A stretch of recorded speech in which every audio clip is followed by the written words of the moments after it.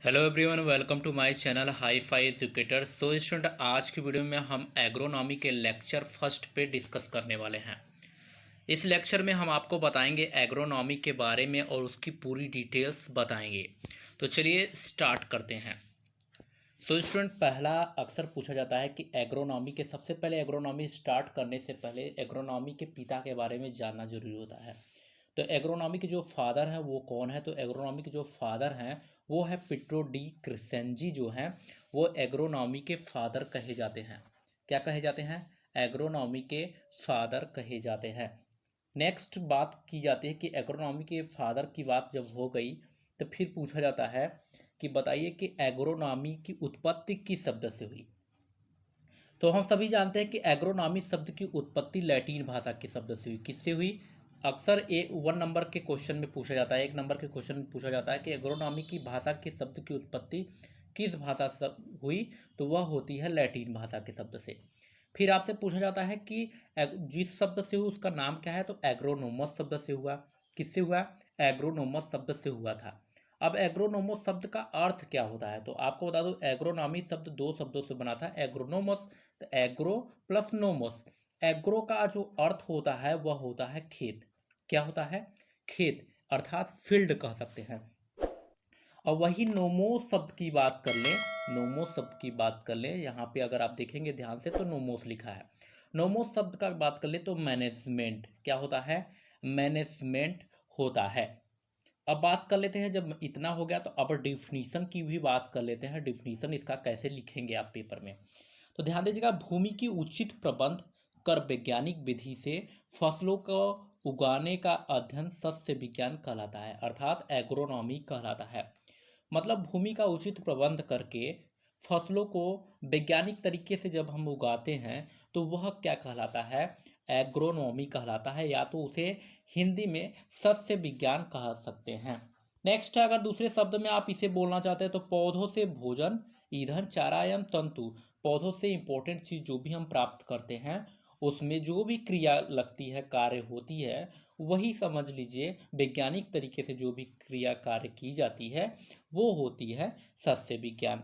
ध्यान दीजिएगा, सस्य विज्ञान में आप वैज्ञानिक तरीके जरूर बताएंगे, क्योंकि सस्य जो प्रणाली होती है, एग्रोनॉमी जो शब्द होती है या एग्रोनॉमी की जो भी क्रियाएं होती है वो क्या होती हैं?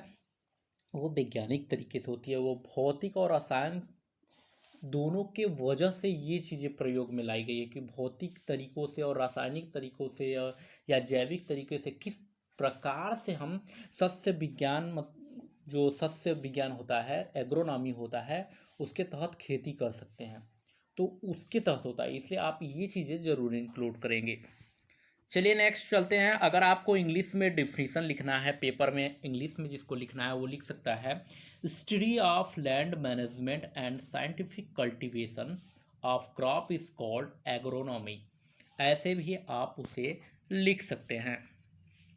चलिए नेक्स्ट चलते हैं। नेक्स्ट में आपसे पूछ लिया जाता है, पेपर में अक्सर पूछा जाता है कि बताइए कि अस्थाई कृषि जिसे सस्टेनेबल एग्रीकल्चर कहते हैं तो किसे कहते हैं? तो आपको बता दो, पर्यावरण को ध्यान में रखकर और आने वाली पीढ़ी को परस्पर पैदावार को बनाए रखने के लिए जब हम भौतिक, रासायनिक और जैविक तरीकों से खेती करते हैं तो वह अस्थाई खेती या टिकाऊ खेती कहलाती है। मतलब हम जब भी पर्यावरण को ध्यान में रखते हैं और रख कर खेती करते हैं, जिससे क्या हो कि जैसे कि यहाँ पे आप ध्यान दीजिएगा, जैसे कि आज 1 हेक्टेयर में मान लीजिए बोल रहे हैं, 1 हेक्टेयर में आपका 1 कुंटल चावल निकल रहा है। तो वही परस्पर जब अगली पीढ़ी मेरी आए तो उसमें भी 1 हेक्टेयर में 1 कुंटल नहीं, 1.5 कुंटल चावल निकले। ऐसा नहीं कि 1 कुंटल जो निकल रहा है वो 30 किलो चावल निकलने लगे। तो ऐसे ही बना रहे। और ध्यान दीजिएगा, हम ऐसे रासायनिक का प्रयोग करें जो कि मृदा को अम्लीय, क्षारीय न बनाए और वो परस्पर बना रहे, अच्छे से रासायनिक का प्रयोग करें, ऐसा बना रहे, वही होता है सस्टेनेबल एग्रीकल्चर। मतलब सिंपल तरीके से आप खेती करें, जिसे टिकाऊ भी खेती कहते हैं, क्योंकि वो टिकाऊ रहता है, हमेशा काम आने वाली होती है। चलिए नेक्स्ट चलते हैं। नेक्स्ट में आपसे पूछा जाता है कि बताइए कि सस्य विज्ञान का क्षेत्र एवं योगदान, scope and contributions of agronomy. सस्य विज्ञान का क्षेत्र और योगदान, मतलब पूछा जा रहा है कि सस्य विज्ञान का जो क्षेत्र है वो कहाँ तक फैला है और इसका योगदान क्या है, उसके बारे में पूछा जा रहा है। तो आपको बता दूं, कृषि उत्पादन को बढ़ाने एवं स्थिरता प्रदान करने हेतु सस्य विज्ञान का महत्वपूर्ण योगदान है। विगत वर्षों, मतलब अभी विगत वर्षों में हमारे देश में आई हरित क्रांति जो आई थी के कारण कृषि उत्पादन में तेजी से वृद्धि हुई। अगर ध्यान देंगे कि सन 1950 से 51 में देश का कृषि उत्पादन लगभग 50.8 मिलियन टन था। कितना था? 50.8 मिलियन टन था। और इस समय वर्तमान में अगर ध्यान से आप देखेंगे तो कितना हो गया है? 326 मिलियन मैट्रिक टन हो चुका है, जो कि बहुत ही ज़्यादा है। तो मतलब सस्य विज्ञान की वजह से हुआ है, एग्रोनॉमी की वजह से हुआ है, क्योंकि हम वैज्ञानिक तरीकों से खेती कर रहे हैं। साथ में आपको बता दूं 25 ऐसे देश हैं जिनको हम निर्यात कर रहे हैं अपने अनाज, जैसे चावल, गेहूं, ये सभी चीज़ें, साथ में वेजिटेबल भी हम उनको निर्यात कर रहे हैं।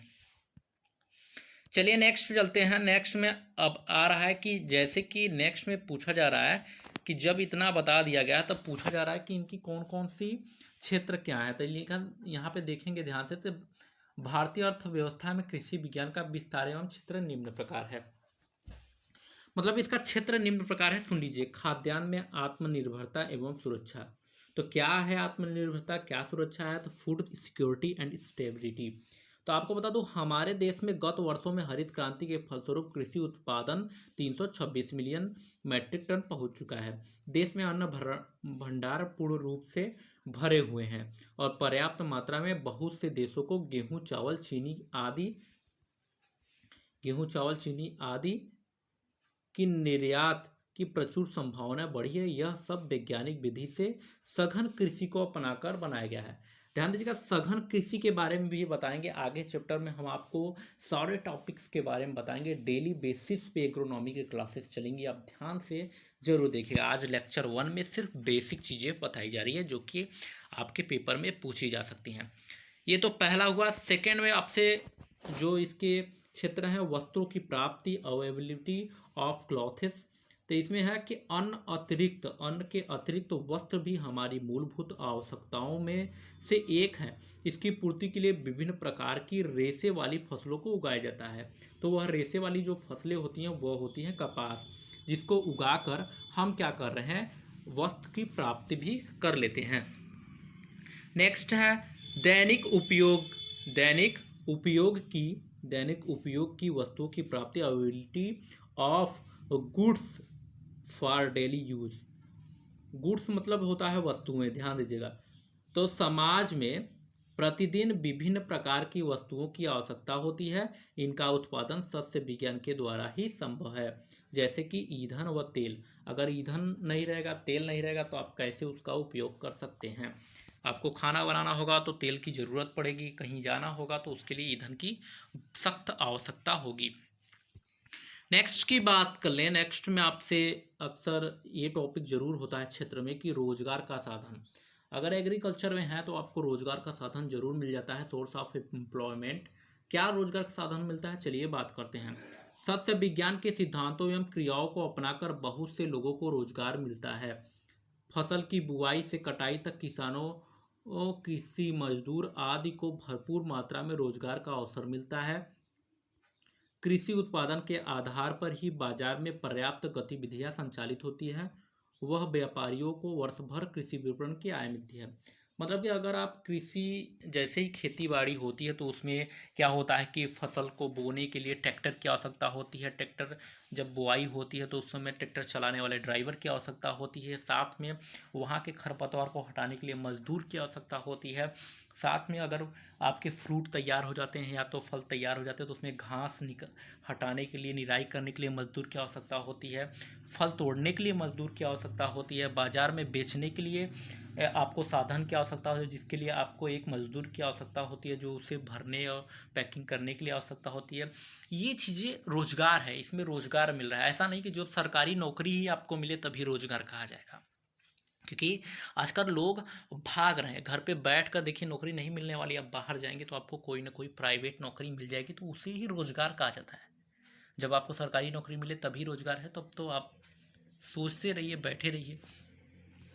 चलिए नेक्स्ट चलते हैं। नेक्स्ट में आपसे एक टॉपिक है जो कि बहुत ही ज़्यादा इम्पोर्टेंट है और अक्सर पूछा जाता है कि सस्य विज्ञान के मूलभूत सिद्धांतों का अध्ययन, study of principle of agronomy.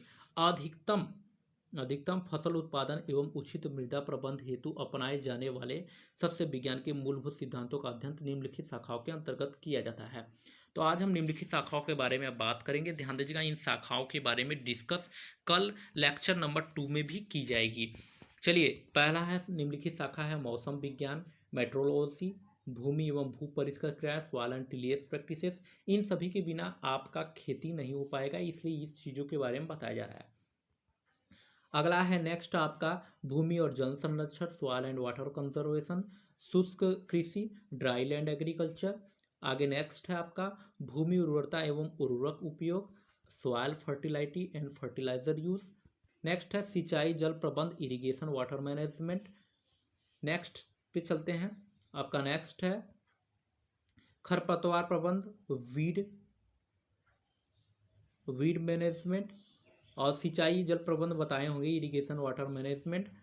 Next है आपका फसल एवं फसल प्रणाली, क्रॉप एंड क्रॉपिंग सिस्टम, अस्थायी कृषि, सस्टेनेबल एग्रीकल्चर, इसके बारे में मैंने बता दिया है।